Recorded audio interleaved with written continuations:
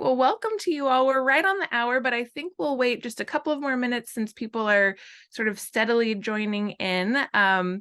And I do want to share our presenters today, joining us from Praxis in Cleveland.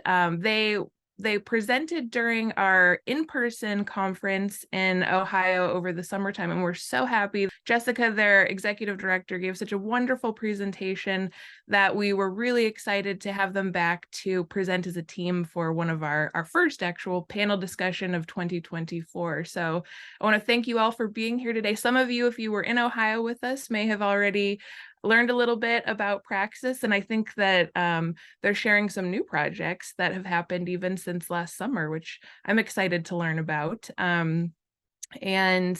If you did not join us in Ohio, then this is a new group for you, and we welcome all of you and thank Jessica, Will, and Chad for being here today. Thank you so much for having us. This is really I haven't been excited about a Zoom in a really long time. So this is very awesome and thrilling to just see so many faces from so many different places. Wow. I'm glad you're excited. I'm excited too.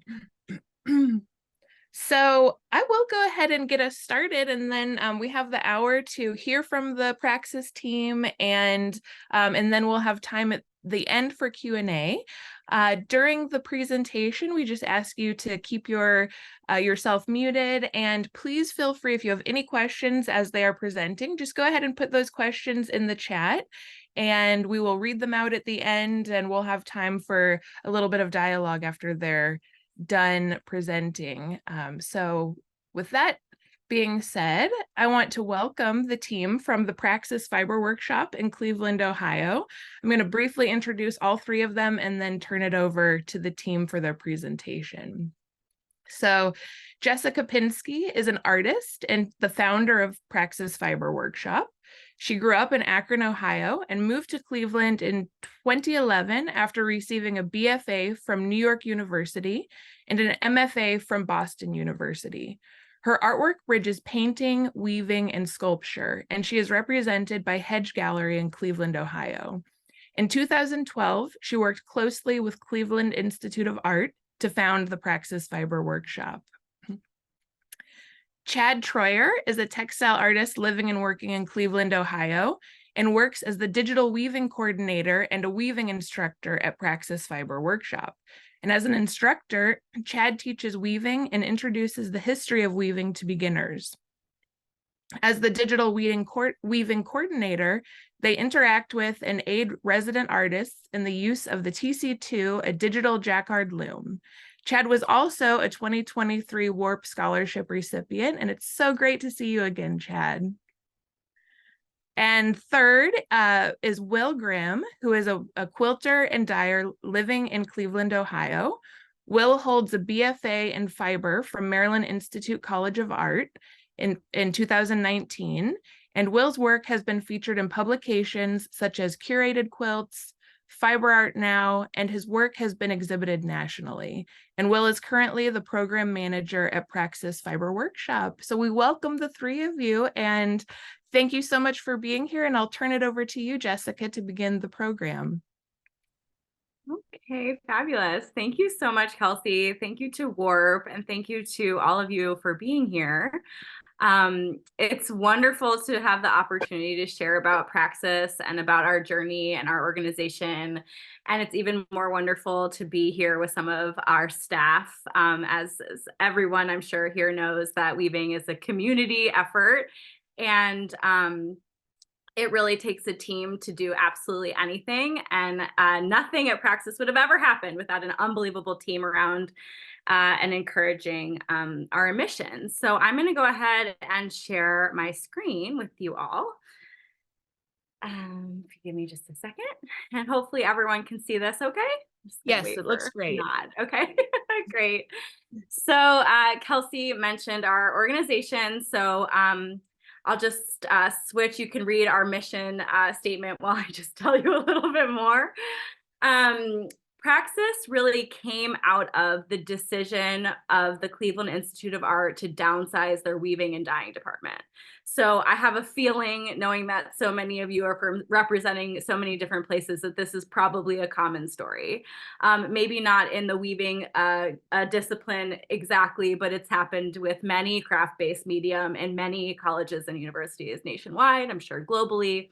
As trends and patterns change and shift. But I think that when decisions like that are made, they aren't really looking at the bigger picture of what the power and the potency of certain curriculum can do for the, evolution and everlasting quality of art making. So I was teaching in the Cleveland Institute of Art at the time in the weaving department, and being very young at the time and very energetic and motivated, I offered to take the equipment and open up another space in Cleveland that could partner with the Institute and offer curriculum to be available to the CIA students there, but also open up that space to the community. And it was pretty incredible that they really greenlighted it from the beginning. And not only that, they were our fiscal agent as we formed a 501c3 to become a nonprofit. They let us, essentially tell everyone in Cleveland, we are a satellite program of the Cleveland Institute of Art. So you may or may not know about the Institute, but just imagine it's the most reputable art school, in our region. And so we were able to get a lot of funding and interest and action and activity around the concept before we even opened. And I'm positive to this day, without that Praxis wouldn't be what it is. And it has certainly grown and changes and evolves all the time. So this is a little bit more about its history. You can see in this picture is just our back yarn wall and just a portion of the looms that we have in our workshop. Hopefully throughout the slide presentation, you'll be able to see all the sections of Praxis, or most of it. But it is a 7,500 square foot facility that includes a gallery, a classroom space, a full dye lab, and 27 floor looms are out on the floor right now, but that changes all the time as we, rearrange our equipment. And then we are really invested in the community that we chose to open in Cleveland. It is kind of a unique location. It's part of a residential neighborhood that has a commercial corridor. So we feel really strongly about our role in neighborhood and what it means to be a neighbor to our local community, but also what it means to be a neighbor to the greater Cleveland community, and then also the greater textile community of which you are all a part of. So we take the idea of neighbor really seriously. And I think that that's a real big driving force in a lot of the decisions and the programs that we run. So I'm going to tell you about some of those programs, kind of what goes on at Praxis, and then I'm going to let Will and Chad really tell you, because they're the ones doing all the hard work. So here are some of the things that we are known for now. So this is kind of our general, we have classes, studio space, and exhibition space. So you have two folks that are sitting in our dye lab, which now that I see doesn't really show you the dye lab at all, just shows you a beautiful piece of fabric. But they're dyeing with our natural indigo that we grow and process as a huge natural dye initiative, which I'm going to talk about later. Behind them is, that you, again, can't see at all, is the tables where a lot of classes happen, and behind that, all of the looms. And then kind of in front of the dye lab is our gallery. So we have a lot of local partners. We do a lot of, working closely with the other arts organizations and also academic institutions in Cleveland. So we're known, especially locally, but in a growing natural dye community, about the work that we've been doing with indigo since 2018. So I'm going to come back at the end of the presentation and actually tell you a lot more about the indigo program.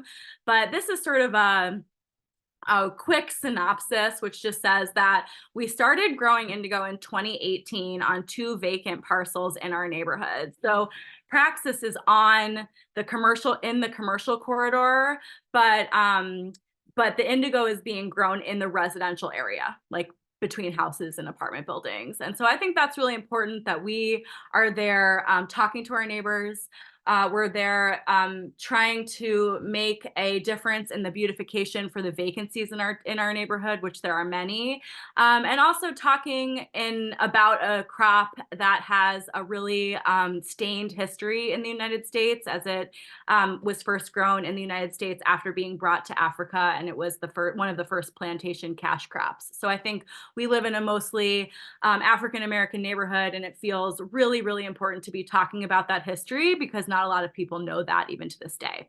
So that's just a picture of the indigo, which is beautiful. So again, more about indigo soon. And then lastly, we started 2018 was a big year, but we bought the house directly behind Praxis with the vision of launching a digital weaving lab. And so when we first inherited all of the equipment from Cleveland Institute of Art, it came with 2 arm looms and a dobby that were all broken. And I was like, of course we want them. We'll figure it out, great. And after a little while of the research around finding the parts, updating the technology, what can we do to make these looms function for the community? You don't get too far in those types of rabbit holes to learn about the TC2 loom and about what the sort of landscape of digital weaving is looking like today. And I just was hooked from the beginning. Yes, I want one. And then all of the other equipment that we have can supplement and just fuel a more robust program around digital weaving for Praxis. So we started fundraising for the first TC2 right away, and we got it at the end of 2020 and launched our residency program in 2021. And Chad is going to tell you all about that here in a little bit. So I think I'm going to pass it over to Will now. Will is our program manager and has done and is doing such amazing work with our community at Praxis. So I'm going to let Will tell you more. And I'm going to try to be a good slide forwarder. So you just wave, Will, when you want the next slide. Okay. Thank you. Yeah, so hi, I'll just introduce myself a bit. My name is Will Will Grimm. And as just said, I'm the program manager at Praxis. I'm also the gallery manager and sort of just like the catch-all project, whatever needs done that week person. But I mostly oversee the workshop in the gallery, so I'm going to talk more in depth about both of those things today. We'll start with the workshop. The text here, 5,000 square feet, 27 floor looms, 3 large print tables, full dye kitchen. We have probably all of the fiber equipment that you could ever imagine and more. We received like 1 or 2 donations a month of just the most random things. And we understand how important and special this equipment is. It's not always made anymore or manufactured. It's kind of hard to come by. And so in addition to being like a workshop, I like to think of us as sort of collectors for all of this unique stuff. And so if you are ever in the Cleveland area or around Northeast Ohio and there's some niche fiber equipment that you need, please reach out because I guarantee you it's sitting in a cabinet and we have it for you. Jess made a joke about having 27 floor looms out. That's probably accurate. There's definitely a bunch more creeping around in storage. In my time at Praxis, as I've accepted donations of looms over the years, I've been trying to curate sort of a loom floor that has one of everything so that members have the ability to cycle through looms and really figure out what they like to work with before they make the leap in purchasing one for themselves. You all know how cumbersome looms can be, and so that's not just a resource everybody has. And so we like to really try to beef that up as much as possible. But in addition to weaving, we are just generally a full textile studio. So lots of print tables, a lot of spinning equipment, felting equipment, sort of just all of it. We sort of run the gamut. And then our gallery is 1,200 square feet, and it sits right in the front of the building. It faces it has storefront windows. It faces the street, so it definitely catches everybody that comes by. And in our gallery, we have about 4 or 5 shows a year. We feature really local and national artists. It just kind of depends on whatever is in the air that year of what comes to be. But a big part of the Praxis mission in general is to look at textiles in their entirety. So that's like thinking about the seed that grows in the ground all the way through the most innovative digital loom for processing those seeds in their end result. And so that philosophy really echoes through all parts of Praxis, the workshop and the gallery. So I say that to say, in our gallery, we we'll have a weaving show or a quilt show or a felting show, but then also we really kind of try to stretch what the definition of fiber is. For example, we just had a paper show. I think we often forget that paper is fiber, but it comes from the same cellulose material that cloth comes from. Alternatively, we were planning a wallpaper show. Wallpaper is sort of another application of surface design, and early wallpaper was fabric. So we just really try to keep our brains stretched and think about all of those things. Next slide. We offer several tiers of membership. That is the main way that the community sort of interacts with Praxis. And so we have membership levels that stretch from folks having 24/7 total keyed access to the studio. They want to come at all hours and work on their projects unbothered, through membership levels that allow you to come when staff is there. If you're kind of like unsure, you kind of maybe need help with your project, they're there to help you. And then we also have membership levels such as the Arts Pass, which is just sort of an annual pledge of support to Praxis. And in exchange for that, you are on our mailing lists and have sort of the member discount and first dibs to anything that's going on in the studio. But we just try to really make it like accessible for anybody that wants to participate in Praxis. Next slide. So first and foremost, we are a school. This is a photo of Chad, our Intro to Weaving teacher, teaching Intro to Weaving. And I don't feel like Chad will touch too much on that today, but they are an excellent teacher and definitely our go-to weaving instructor in the studio. They always know about whatever weird loom question you have. And we do have a ton of different looms, but we teach our weaving classes on a fleet of baby wolves, which we've titled the Wolf Pack. And it's just easier to teach a class when everything's the same. Intro to Weaving is definitely our most popular class, and it's sort of the gateway to Praxis. A lot of our members will take Intro to Weaving and then they can't leave. They're like, oh yeah, this is my thing, which I think a lot of you would probably relate to. But again, we are not just a weaving school. We have classes in spinning, fabric dyeing, felting, sewing, classes galore. And as I was saying earlier, that idea about looking at textiles in their entirety, that's something that has been leaking into the classes as well. For example, this upcoming semester, we have a class that is focused on preparing a raw fleece that comes straight off a sheep. It's like, how do you process this in a way that will allow it to not felt? And how do you pick out the poop? And how do you, really handle that so that you can make your whatever you need to make with it.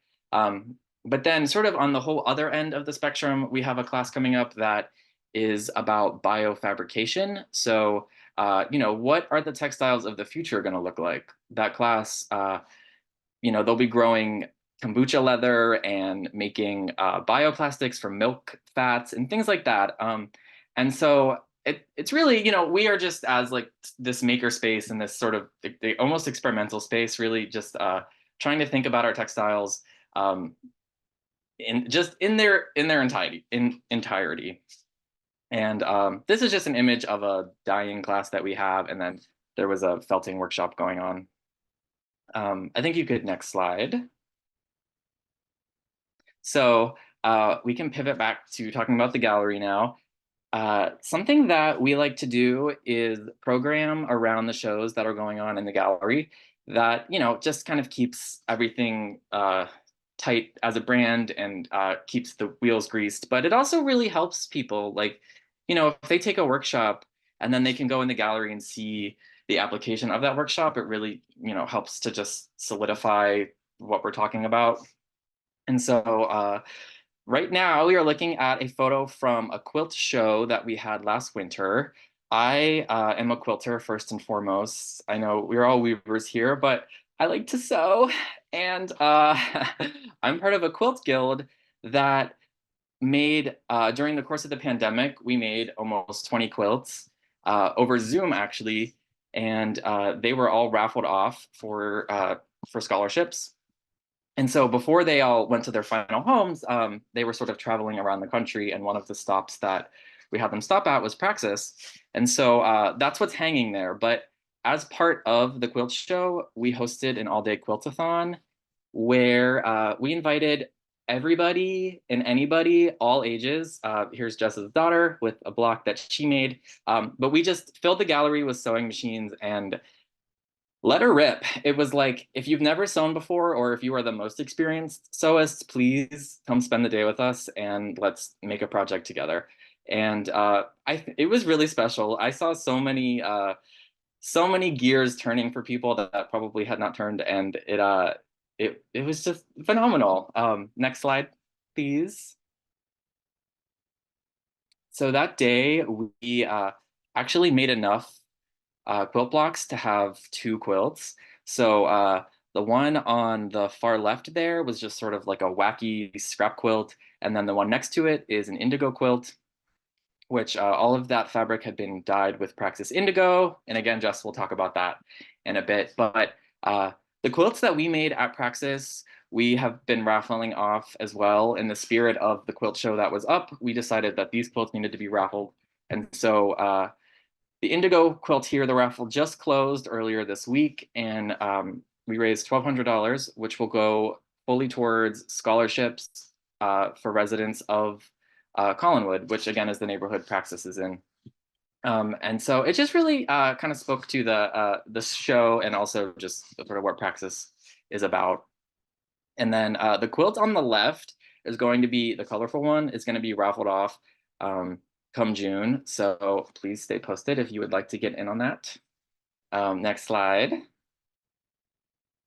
So the gallery, in addition to hosting, all of these like forms of textile art in all of its beauty, I think it also really just functions as a community space. We're serious about trying to fill that like neighborly role and just being conscious of our place in the neighborhood. And so the gallery, we'll sometimes it's rented out. Sometimes we have like community events in there, all sorts of things. And a big part of that definitely every week is community craft circle. We host it every Wednesday from 6 to 8, and it is completely free and open to the public. There is no RSVP required. It's sort of just like wander in, sit down and hang out with people that like to make in the same way that you do. And most people bring their own projects, but the expectation is that if you don't know about any sort of fiber art or anything like that, we will teach you to knit or crochet. And this has become a staple. I think a lot of a lot of people in the neighborhood come to this every week, and it's just like a place to hang out. And it also really hits a different avenue of people that our classes and like other things don't. A lot of young people come to Craft Circle. I think as much as they want to be a part of Praxis, it's they're young and it's just not financially in the cards for them at that moment. But that doesn't mean they're still not eager to like be a part of the community. And so having this free event for them every week is really special. And it also just gets people in the space. Like you can't be a weaver, and like you can't be a weaver if you've never even seen a loom and or know like what a loom does. And so even just like if they trickle in for Craft Circle, it's like a slow inch to to turn them towards what we do. And slide change, please. Lastly, I just want to talk about, again, in the name of the gallery being sort of a community space, we host concerts in it very frequently. Once or twice a month, there is a concert in there. And also, sometimes like an art student from the Cleveland Institute of Art will need to host like a pop-up exhibit off campus for a credit, or you'll have a cellist that needs a space for a master recital or something. There's just always something coming up, but it's like if we have the space, we definitely want people to fill it and use it. And so like I was just speaking about concerts, about once a month we have at least once a month, we have a concert. We routinely partner with an organization called City Music Cleveland, where they bring chamber concerts into different venues. And so that's sort of what that looks like on the left there. And then the right, a note that I want to close on is from last week. I wasn't working, Jess was working, but we had a concert planned in the gallery, and it was snowing pretty bad. And right before the concert was supposed to start, the power went out, and I get, some text from Jess, the power's out, ah. But then like 20, 30 minutes later, I see on the Praxis Instagram this image of a light clamped to the ceiling. With the concert still going on, no power, no problem. You don't need electricity to play the piano. And I really just felt like I just wanted to end on that note, because that really, really, really speaks to the air of Praxis, in that like the show will go on, and no matter what, like we will get it done. It does not matter quite how it turns out. It matters that you are doing it and that it is happening, and that's what's important. And it's really what I've taken away from this job. And so, speaking of things that will happen no matter what, I'm going to turn it over to Chad to talk about our digital weaving lab, which is a super fun project. So yes, thank you. Hello. So yeah, our digital weaving lab is an artist in residency program, and so this is the house that Jessica was talking about. It's behind a lot of like the building of Praxis. So we kind of have a little campus. We call it a campus where you can walk from building to building. It opened in 2020, or we got the loom in 2020 and received residents in 2021. And so on the first floor of the building is the lab where the loom is housed. And then above it is like an apartment where the artists and residents will stay. So, they live with the loom essentially for 2 weeks, which I'm so jealous of that. Next slide. Yeah, so then here are a couple projects. It is, this is one of the only residency programs for the TC2 in North America, and one of a couple in the world, I'm pretty sure. It's a pretty exclusive, not like, it's kind of locked behind the doors of academia, right? And we are trying to open the doors to this loom to get it to be accessible to artists. So this loom is a digital jacquard, which means that each heddle basically is controlled separately. So I like to call it an infinite shaft loom, which is kind of not true. It has as many shafts as it does warps. So both of our looms has 1,320 warps. Next slide. So we accept about 48 residents per year. Just in August, we got our second loom up and running. And so we have 2 TC2 looms, which means 48 residents per year. They stay in a private apartment on campus and have access to the whole facility 24/7. So they have access to the dye labs, print tables, whatever else we have at Praxis.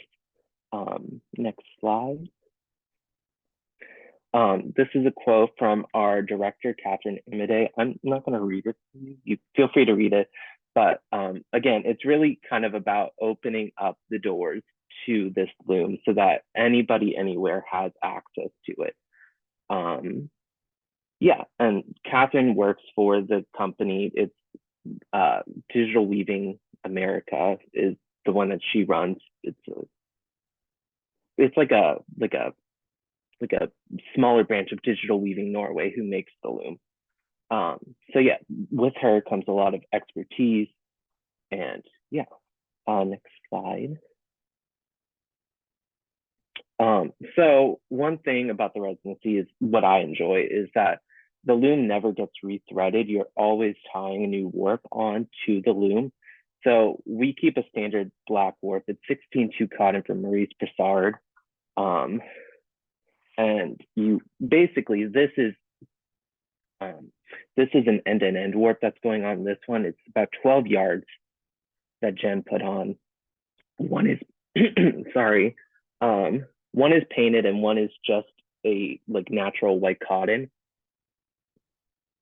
And then in the next slide, this is the continuation of the warping process. So this one was, it's also end to end, whereas both of the warps were painted, but this one's 19 yards and it's on our newer loom, Lou, and then the other one's Colin. So it is at a density of 45 ends per inch, whereas Colin is at 30. So the weaving width is a little narrower. And what you're looking at is the heddles in that second picture. And then we use the trapeze. It's not particularly a new invention in weaving. However, Catherine, kind of prototyped this trapeze for the TC2. Yeah. The next slide. And then in 2023, we hosted a digital weaving conference. So it was called Praxis and Practice. And then in the next slide, there's some more stats. I think we had 22 speakers. There was 107 participants. And then the creator of the loom came, Vivica Vestby. She's from Norway. And there were participants from 5 countries all over the world. And this kind of reflects the same people who come for the residency. It has an international draw. We have had people from China, Canada, a lot of Americans, India. Yeah. Next slide, I think, is one last thing. Yeah, and so really part of the Praxis and Practice was so that we could have a conference and have a dialogue about the use of the tool, how it's used, and like what people are wanting from it. And it was great to have that dialogue in Cleveland, out of the whole world. It really is so amazing to have it housed in Cleveland. Yeah. And then I will give it back to Jessica now.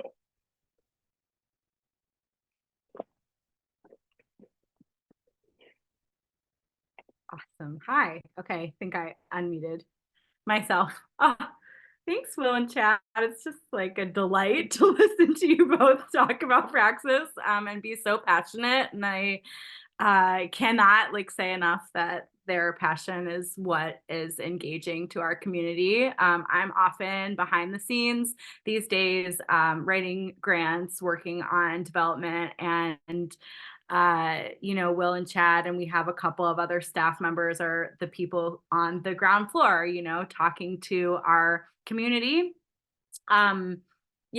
Just Catherine, a couple more notes about the structure of our residency is that Catherine comes in to Cleveland from Ann Arbor on the first day of every residency, every other week. So when you all do come for residency on the TCA2, you would work with her on day 1, and then Chad is really there for sort of tech support and probably emotional support as the residency continues. And that has just been a really wonderful model. And then the conference, I can't really say enough about the impact it had on, I think, the entire digital weaving community. I think a lot of people using this tool are in colleges and universities. I know that that's true. And then what happens is after school, you don't have access to the tool anymore and you feel kind of lost and alone. And I think that the people that are even at the, working in those institutions on the loom still feel kind of disconnected to other institutions that have the loom. So being a hub to bring all of this network of people who work on the TC2 together was really a genuine honor. I think there's 88 TC2s in the United States, and I know that there's pockets of them all over the world. So let us know if your community has a TC2, and that would be really cool to know. I think Vibeke did show a map, right, Chad, at the conference that showed where they are in the world. And so I think those statistics are on the Digital Weaving Norway website. And then, okay, so we will be happy to answer questions about any of these things. So if anybody wants to circle back and ask more about anything at the end, there will be like plenty of time for questions. So I'll just, the last computer, don't fail me now. Oh, too fast. Is that the first one? Yeah. Okay. So I wanted to end by talking a little bit more in depth about the Indigo program. You know, Will gave a lot of great examples about this idea of thinking about textiles as something that starts from the ground and then can go in all these different directions. And so for us, it was just really important to grow something from the ground. And I had no idea what that something was going to be. I'm not a grower of anything. I've never grown anything. And but then I met at a conference actually in 2016. I met the artist Roland Ricketts, who is a weaver and indigo grower based in Bloomfield, Indiana, but lived for a long time in Japan. And watched his presentation on indigo and was like, well, I'm sold. Let's do that. So Roland sent us our first batch of seeds in 2018. And we, like I said, we got 2 vacant parcels from our local land bank. So the picture on the left is the original Praxis dye lab or dye garden, sorry. And you can see volunteers transplanting indigo in that picture. I cannot tell you how hard we worked in the summer of 2018 to grow and harvest indigo in the traditional. We thought we're growing Japanese indigo. We're following Roland as our sort of mentor. We're going to do what Roland does, and that's process all the way to Tsukumo, which is the composted indigo leaf to create the dye. And this is extremely unique. Tsukumo is unique to Japan. There's many, many, many different ways of processing indigo. And all of the indigo that was grown in the United States was not processed that way. So this is like a very, very unique thing to the US to have a Tsukumo vat and a Tsukumo composting facility, which we have built since then. But it requires an extreme amount of indigo leaves, like 400 pounds of dried leaves. So after the first year of working our butts off, we were like, we're not growing enough indigo. So we got a second lot, which is the picture on the right. And this lot was pretty unique because it was on hospice owned land. So we were partnering and programming with hospice administration staff in our community, and also starting to plan programming with hospice patients. And then it was also on the other side of the lot is an elementary K-8 public school. So all the people in that picture you see are students. So they were helping us transplant, and they were helping us care for the garden for the whole year. And we actually had a lot of programming with that school in 2019. So of course we all know what happened in 2020. And am I out of order here? Sorry, I'm out of order, but just I'll just go on and talk about 2020 for a second. So this is kind of what happened when we realized that we couldn't grow indigo as these big groups anymore. School went home right at the time that we needed to start our seeds and get our garden ready. And we didn't even feel safe gathering outside in the early part of the pandemic. So what we decided to do, we had already started our seeds. So we decided to try to ask people if they wanted to grow indigo in their home garden, and that they could follow a weekly YouTube channel, whatever, that I would put on and tell people how to grow the indigo in their house, how to harvest it at home. They could bring it to Praxis at the end of the season, and in exchange, they could use the indigo vat once it was created. So that was a pretty dynamic success. And I'll be honest, that was probably one of the reasons that I felt fulfilled and like I could carry on in those early parts of the pandemic. It was a very isolating time for everybody. And this was a super connected program that, everybody was invested in their home gardens at that time. So it was just like they were already in their gardens, but doing something that connected them to other people. And they also had a responsibility. We needed them to grow the indigo, or we weren't going to make our, weight like goal for that season. So everyone was like really, really into it. So even though we were still bringing people together in 2021, we actually continued it for a second year. We got funding again and doubled the scale of that. And we didn't even do any additional promotion. We went from 75 participants in year 1 to 200 people growing indigo at home in year 2. And it was amazing and powerful. And I loved that program for what it was so much. And in year 3, we lost the funding, like the main grant that we were going to use to continue the program. And so since then, we've really rethought about how to like bring indigo to our neighborhood and community in a thoughtful way, in a way that respects the past, a way that feels authentic and genuine to our community. So what we've done actually is form an indigo cooperative where people just pay a really like a sliding scale fee, and they have pretty much exclusive access to our indigo vats. There's the vat you can see on the right.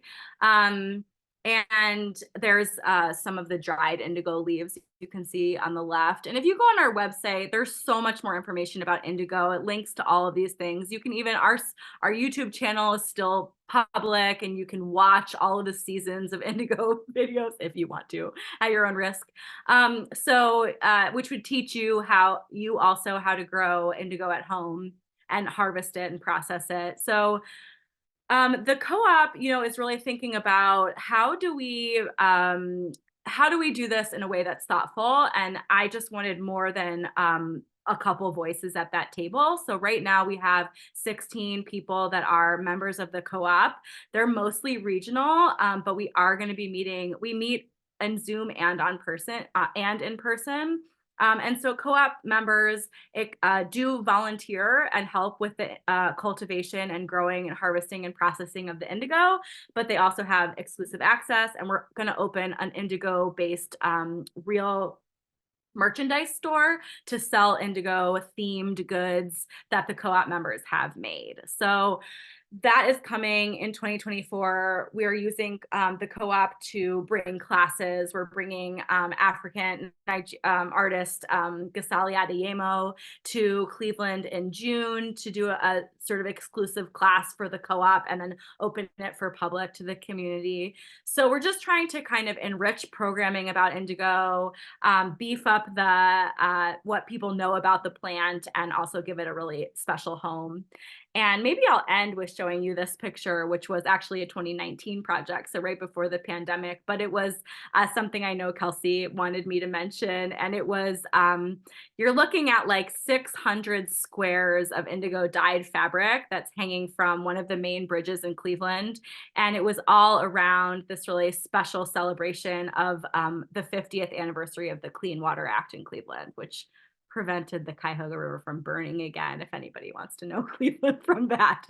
So it was a really, really special project, and it definitely showed me the power of what 600 individual people can do when they come together to make something together. We did have 3 lead artists that designed each banner, but every square was made by the community, and it was really, really special. So we continue to dream up really large scale community interventions like this.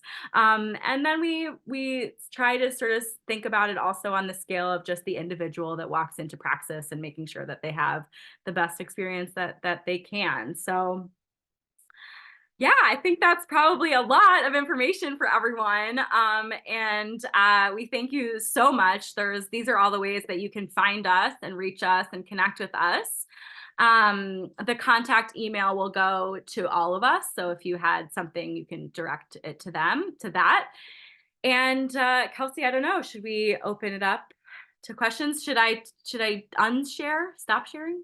That sounds great, Jessica. Why don't you stop sharing, and we will open it up to questions. And before we dive in, I just want to thank you 3 so much for sharing with us. Your enthusiasm is infectious, and I'm sure we're all feeling incredibly inspired right now by all of the work that you've done, all of the programming you've put into Praxis, and all of the community engagement. So thank you for sharing. There are a few questions in the chat already, so let's go ahead and read those out, and then everyone, please feel free to add more questions. We have quite a bit of time left for Q&A. So let's see, it looks like we start with a question from Joan. How many staff are at Praxis, and do you own the buildings? Great questions. So we own the digital weaving lab, and we are at the end of a 10-year lease in our main facility and plan to purchase our building. So we're looking forward to having more equity in our neighborhood, and we think that's really important for artists generally. And we have had a really special experience with our landlord that has made a lot of this really possible, I think, in ways that not a lot of we've had a really sort of serendipitous and graced real estate experience in our neighborhood. And then there are 2 full-time staff members, that's Will and I. There are 3 part-time staff members and 2 interns is our org structure. Our board is really small right now. We are looking to expand. If anyone's interested, please reach out. You know, it's really a small but mighty force, and it's just the most amazing people I've ever known. So Thank you, Jessica. Okay, the next one is, does Praxis offer scholarships for folks who cannot afford membership? Will, you want to take that one? I would say, yeah, sort of, that was like the reasoning sort of behind doing the quilt raffles was to make scholarships to broaden access to Praxis. Right now, I think that is only geared towards specific residents of the neighborhood. We just want to make sure that like we are being supportive in this community and not just like bringing in a bunch of outsiders. But you know, as these as we continue to grow and fundraise, I think I would love to have scholarships that you know expanded beyond the neighborhood. Thank you, Will. And Okay. while Oh, I'm sorry, go ahead. I was gonna say, while I have the mic, I forgot to say something, which is that on our website there is a section that says "Teach at Praxis." So kind of circling back to just like class stuff, you know, we have a very robust, select array of instructors, but we don't know everybody, and we don't know everything. And we do bring artists in from places that are not Cleveland to teach specialty courses. So if there's anything that you feel like you are, you know, very well versed in and you could offer Praxis, I would 100% encourage all of you to take a look at the proposal form and submit something, because we just want to like all of the textile stuff, you know, share it all. So I forgot to say that. Great, thank you. Thank you for sharing that. Okay, another kind of funding related question. What are your funding sources? What percentage is memberships versus grants, etc.? Yeah, so we're at about 60% earned income, and exactly half of that is from classes and half of that is from memberships. The other 40% comes from grants and individual contributions. So we're always trying to increase the percentage of earned income. That for me speaks to the longevity of any nonprofit arts organization. I want to use grants to be innovative, to grow our programs, you know, and not rely on them for operating support. And I'm sure all of you out there involved in nonprofits know that operating support is dwindling anyways, and the landscape of individual giving is probably changing. So being sort of just conscious of all of that shift is really important, and it kind of and interesting, and I'm really passionate about it. So I'm really grateful that I'm able to spend a lot of my time navigating the financial landscape of Praxis so that we can keep continuing what we're doing. Thank you. Okay, next from Shelley, have you had contact with the fiber and maker community of the Art Institute in Detroit? Is there any program there that's like Praxis? Do either of you want to answer about Detroit? We've had a few residents from Cranbrook, which is outside of Detroit.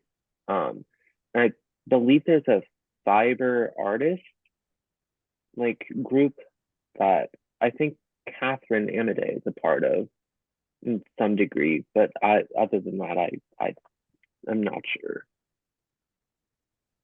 There are definitely places similar to Praxis that offer a lot of similar things. Like there's the Contemporary Craft Center, there's the Textile Arts Center in New York, there's a couple of other like textile-centric places. I think Praxis is really unique. We're able to do a lot with a little because of where we are. And I think it sets us apart in a lot of ways. Like we have a lot of space. We're growing all the time. We're able to house equipment. And as we all know, like so much of what makes fiber art possible is like a lot of a variety of large equipment. So just even that alone, I think is really great. Because of the Digital Weaving Lab, like Chad was saying, we've connected with so many artists and art communities. And we're kind of constantly looking to partner even more deeply with other communities for various programs or classes. So not Detroit Art Institute specifically, but certainly open to talk to anybody.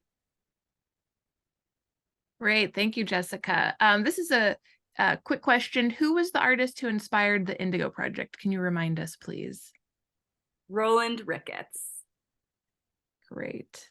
Okay, next, from Diane, was your building a factory before you got it? If so, do you know what happened to the industry that was there? What has the community asked of you?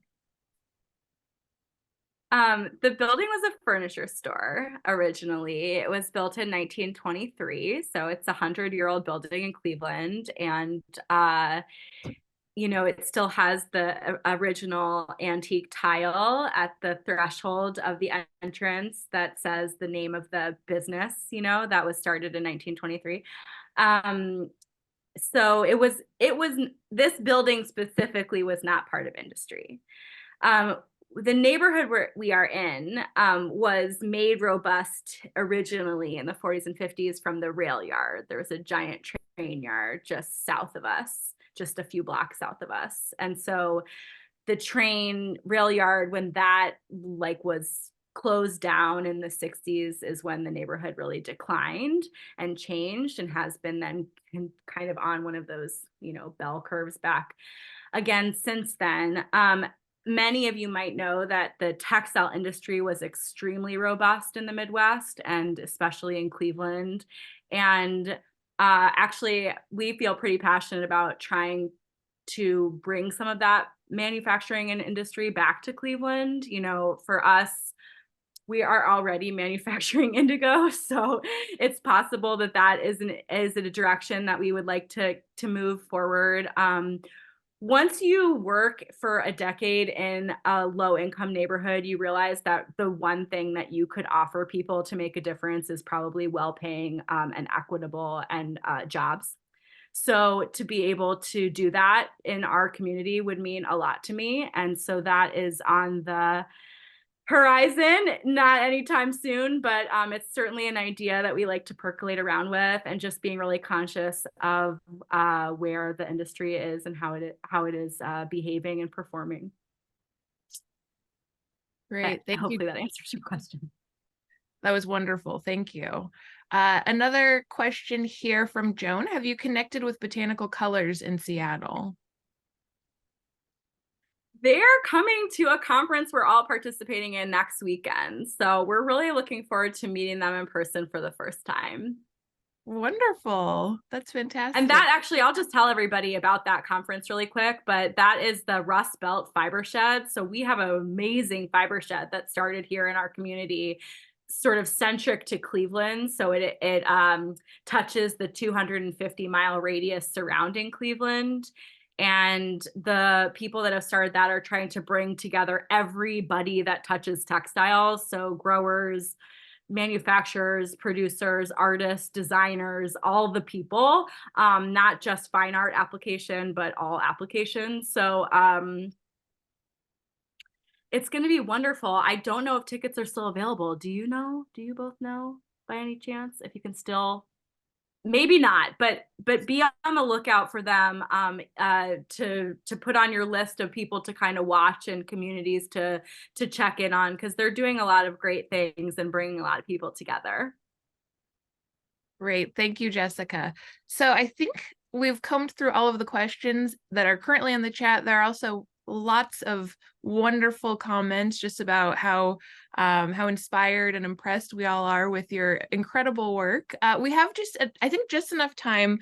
I have a question I'd like to ask. So in addition to all of the work the three of you do with facilitating and programming at Praxis, the three of you also are all working studio artists. So I would love to just hear each of you talk about how you came to textiles and weaving, and maybe just a little bit about the practice that each of you keep, the type of work that you do. Go ahead, Chad, you start. So I have a BS from Kent State University in Sculpture and Expanded Media, and I also have a BA in French. Before my senior year, I hadn't really taken any textile classes, and I had exhausted all the sculpture classes. So it's like, what am I going to take? A textile class, and I stumbled into, I suppose, Janice Lesson-Moss, who's a local artist. She's been in Kent for 40 years. And, you know, I jokingly call her the converter. She just grabs hold of people and just turns them into weavers. And I've been so lucky to have done that. Yeah. And then I guess my own art, I'm a weaver now. I dye warps and weft and DYE. And a lot of my work is kind of about like the path and like the path we follow through life and how it connects to like how water moves through the world, right? Follow the laws of north, south, east, and west, and can be breaking away from the grid. But, yeah. Yeah, I don't know, Will or Jessica? Probably Will, I guess. Yeah, I could speak for a second. I mentioned earlier I'm a quilter. So I came into textiles as a wee baby. I was raised by my grandma, and she taught me to sew when I was in first grade, and really rocked my world. I was like, oh my God, this is pure witchcraft. You can attach, you can combine things with just the needle and thread. Like, whoo, still blows my mind, which is why I'm speaking to you now. And so I just sort of grew up always making. It just sort of was always part of me. And when I got to high school, I realized that people were making careers out of textiles and it could be my life. And I really just kind of saw no other path. That was game over. And I jumped in full force. And so in 2019, I graduated from the Maryland Institute College of Art with a BFA in fiber. And my practice now is, I'm a quilter through and through. But the thing that I really love about quilting is that it is sort of like a catch-all for all of these mediums. And so with my quilts, I'm able to weave fabric for them. I'm able to dye fabric. I can, if I want to like spin threads to weave to make a quilt with, like I can sort of do that. And to me, quilting really, I don't know. I always say it's like art that you can hug. Like my quilts can go on the wall, but then really at the end of the day, like I can take them off and I can wrap it around me. And I find both of those things equally special. So that's what I do.